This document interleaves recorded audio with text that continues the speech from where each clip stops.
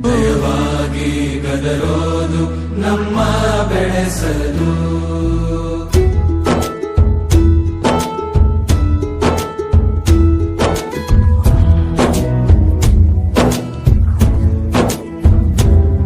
ಭಾಷೆ ಅಮೃತ ಕುಡಿಸೋ ತಾಯಾಗಿ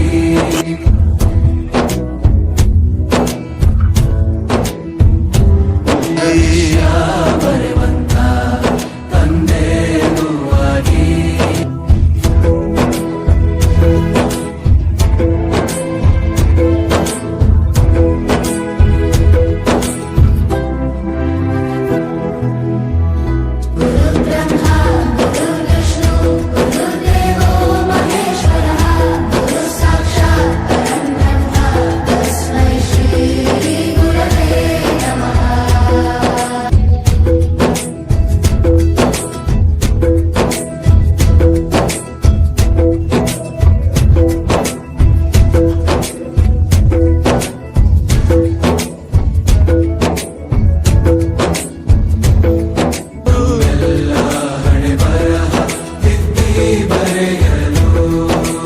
ಬೇರೆ ಲೋಕಕ್ಕೆ ಹೋದಂಗೆ ಅನಿಸ್ತು ನಿಜವಾಗ್ಲೂ. ಅಮ್ಮನಿಗೆ ವಿಷ್ಣುವಿಗೆ ಮಹೇಶ್ವರಿಗೆ ಹೋಲಿಸಿದ್ದಾರೆ. ಅಮ್ಮನ ಮಟ್ಟಕ್ಕೆ ಏರಿಸಿದಂತಹ ನಾಗೇಂದ್ರ ಪ್ರಸಾದ್ ಅವರಿಗೆ ಧನ್ಯವಾದ. ಗುರುಗಳ ಮಹತ್ವ ಪ್ರತಿಯೊಬ್ಬ ಮನೆಗೂ ಪ್ರತಿಯೊಬ್ಬ ಮನುಷ್ಯನಿಗೂ ಹೋಗಿ ತಲುಪುತ್ತೆ. ದೈಹಿಕ ಶಿಕ್ಷಣವನ್ನು ಗುರುತಿಸಿದರೆ ಅದು ಬಹಳ ಹೆಮ್ಮೆ ಆಯ್ತು ನನಗೆ.